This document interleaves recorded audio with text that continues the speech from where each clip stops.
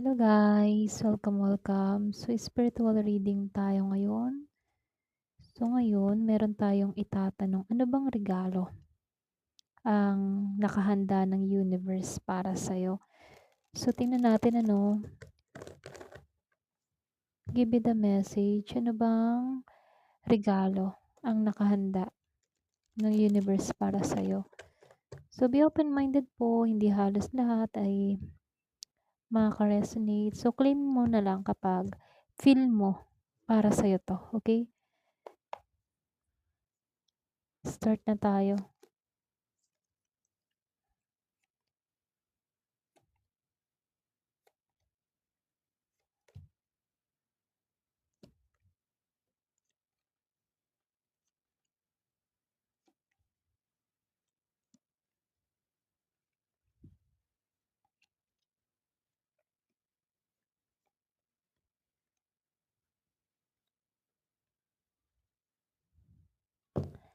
So, dito meron akong nakitang Aries, Leo, Sagittarius, Pisces, Scorpio, Cancer, Gemini, Libra and Aquarius, and Taurus, Virgo, and Capricorn, So, malakas si Aries, si Pisces, si Cancer, si Leo, Libra.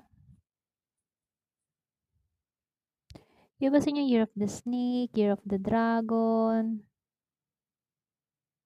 Capricorn, meron din Taurus. Ayan. So, halos lahat pero mas nangingibabaw lang yung mga binanggit ko. Okay? Ayan, start na tayo. So, dito lumabas tong si Emperor. Okay? Si Emperor dito. At itong si Seven of Wands. Kumbaga, yung regalo kasi dito, hindi naman to material, Pwede tong sabihin natin na kakayahan or pwede rin mga opportunity or pwede rin pagbabago, okay? So, nakikitaan ko lang dito, yung iba sa inyo pwedeng dumating ka sa paglaya, okay? Para bang paglaya ka sa mga limitasyon, sa mga control or pwede ring unti-unti mong matututunan na yung bang tipong hindi lahat ay kailangang hawakan or pilitin. Para bang matututunan mong palayain din yung sarili mo sa mga mabibigat na sitwasyon, okay? So, lumalabas din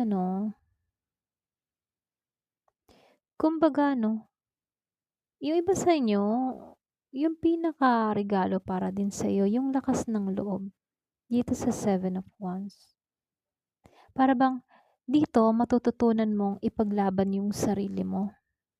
Yung bang tipo na magiging kang matatag sa mga hamon, okay? Magiging kang matatag sa pagharap sa hamon ng buhay or sa mga pagsubok. Ganun yung nafi-feel ko sa Seven of Wands, Para bang nagpuput ka dito ng boundaries. Alam mo 'yun, alam mo yung limitasyon mo, gano'n. Kung before ikaw yung tipo ng tao na, okay, tanggap lang ng tanggap. Ngayon, natutunan mo na hindi halos lahat dapat umoo, okay? Para bang natutunan mo dito na minsan kailangan din humindi kung ikabubuti mo, okay? So, nakikitaan ko lang dito sa Judgment, Seven of Cups, Four of Wands. Kumbaga dito, may pagkakataon kang yung bang tipong itama lahat ng mga pagkakamali mo. Alisin yung mga pagdududa sa sarili mo. Para bang matututunan mo dito na hindi dapat laging go lang ng go, okay? Or pwede rin hindi dapat laging available, okay? Kumbaga meron kang mga pagkakamali before pero ngayon para bang ramdam mo dito na hindi pa huli ang lahat para sa pagbabago. Kumbaga alisin mo na rin yung mga pagdududa sa sarili mo na for example na hindi ko kayang ganito, hindi ko kayang ganyan, hindi ko kayang mag-moving forward or hindi ko kayang malimutan siya, gano'n. So nakikitaan ko dito matututunan mong makalaya sa gano'ng, okay, sa gano'ng hobby, okay? Para bang magkakaroon ka dito ng lakas ng loob na may mapatunayan para sa sarili mo. Kasi dito 'no, sa Seven of Cups, excuse me, nakikitaan ko lang dito yung iba sa inyo puwedeng mag-open yung mga bagong opportunity sa'yo dito. Para bang bagong oportunidad at marami kang pagpipilian. Hindi lang basta isang opportunity yung parating sa'yo, kundi marami sila, okey? May choices ka dito. So, lumalabas sa Four of Wands and the Wheel of Fortune.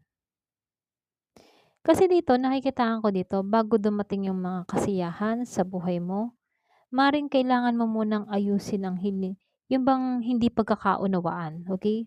Puwedeng meron kang, sabihing past connection na may issue pa or meron magulong sitwasyon or hindi ka naging balanse before, okey? Or maging sa tahanan, relasyon, sa family or kung ano man yung mga hidwaan dito 'no, or yung hindi pakikipag-ayos ano. Nakikitaan ko dito na meron dito magkakaayos, eh, okey? Kung connection man 'yan or alitan, away, gulo, nakikitaan ko dito matatapos na 'to at magkakaroon ng pagkakasundo-sundo, okey? Or puwede ring ikaw maiisip mo dito na kailangan ng, makipag-ayos, okey? So, nakikitaan ko sa Wheel of Fortune, ito yung magandang card kasi yung regalo ni universe sa'yo, merong pag-ikot ng kapalaran. For example, kung halimbawa ramdam mo dito, "Ano ba 'yan, walang pagbabago, ganito na lang ba yung buhay ko?" Nagkakamali ka kasi mag-u-turn 'to, eh, okey? Para bang magbabago yung ikot ng kapalaran mo dito, para bang papabor sa'yo ngayon si universe. Kung before hindi pumabor sa'yo yung sitwasyon, pero ngayon mag-u-turn siya dito at papabor na sa'yo kung ano yung gusto mong mangyari, okey? Positive yung pagbabago ha, kasi si Wheel of Fortune kasi good sign siya na merong mga opportunity, bagong simula, transformation na magbabago sa buhay mo. Merong aksyon, merong pagkilos, may paggalaw, okey? Or puwede ring sabihin na makakaiwas ka din sa mga tukso, okey?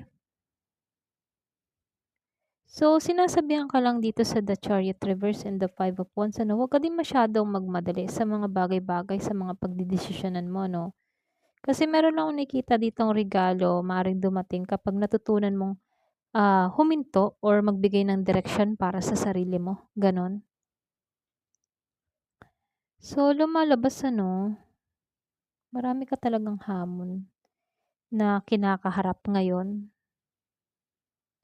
Pero dito alam mo yung hamon, yung mga pagsubok na dumating sa'yo, para bang pinaghahanda ka dito para sa mas malaking opportunity. Kumbaga itong mga pagsubok na ito 'pag nalampasan mo 'to 'no, dito na mag-i-start ang lahat. So dito 'no, nakikitaan ko dito, yung iba sa inyo magkakaroon ng kalinawan. I mean sa kalinawan ano, yung para bang magkakaroon ka ng mga yung tamang desisyon, okey? So lumalabas dito na puwedeng makakapagdesisyon ka dito, yung matagal mo ng iniwasan, okey? Para bang magpapasya ka na dito, yung iba sa inyo. Puwedeng may marinig kang mensahe mula sa taong ito kung meron kang kadiling na libra, pero nakikitaan ko dito meron kang pagpapasyang gagawin, puwedeng kakausapin mo 'to ayon sa gusto mong mangyari, gano'n.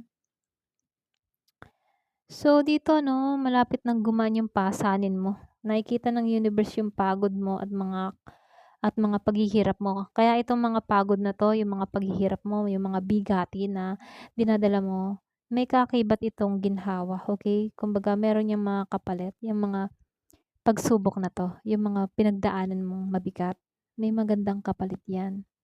So pray ka lang ano, huwag kang mawalan ng pag-asa kasi walang imposible sa dasal. So dito, Knight of Wands and the Knight of Cups, parehong Knight. Kumbaga dito 'no,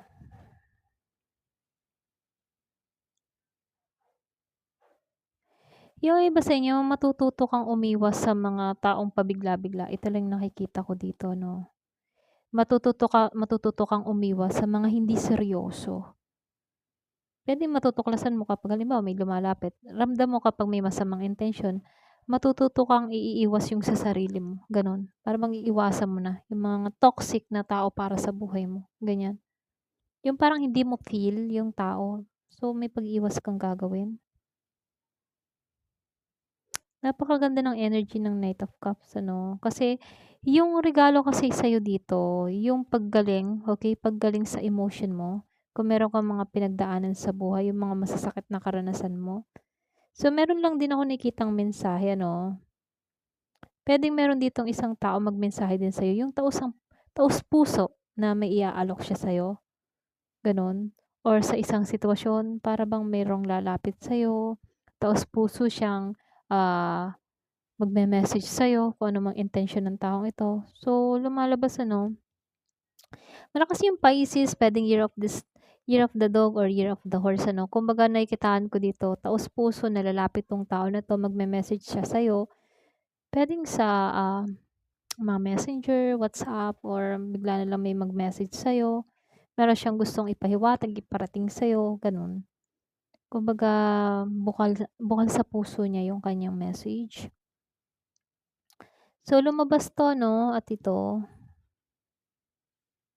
kumbaga yung regalo kasi dito, pagkawala sa mga toxic pattern, eh, para bang makakalaya ka sa mga toxic or sa mga negative energy, sa takot mo or sa mga emotional na pagkulong, okey, yung mga kalungkutan, ganyan. So, makakalaya ka na sa ganyan. Kasi dito, maganda rin 'to, si Ten of Pentacles. Kasi yung regalo sa'yo dito 'no, yung pagkakalob sa'yo dito ni Universe, yung katatagan, yung kasaganahan. Sinong taong ayaw ng kasaganahan? So, nakikitaan ko dito, ipagkakalob na sa'yo yung kasaganahan, okey? Kung umaasam-asam ka diyan ano, kumbaga merong pagpapala sa pamilya, okey? Pangmatagalang seguridad. So, nakikitaan ko dito maghihilom ka na sa mga lungkot, makakabangon ka mula sa nakaraang pagkadismaya. Kung nadismaya ka sa isang tao, sa isang sitwasyon, isang koneksyon or something na lahat ay nadismaya 'no, makakalaya ka na dito, gano'n. At makakaiwas ka din sa isang malaking problema, okey? Kasi natuto ka na, eh, natuto ka ng, baguhin yung isang bagay or alam mo yun, para bang natuto ka na, eh, sa mga experience mo sa nakaraan mo kaya once na may dumating na pagsubok, alam mo na kung paano 'to dalhin. Kasi natututo ka na, eh. So, nakikitaan ko lang dito ano, yung pinakaregalo sa'yo ni Universe, hindi siya material na bagay, although merong material dito na parating din sa buhay mo, yung pangmatagalan na seguridad, kasaganahan, okey, karangyaan, okey.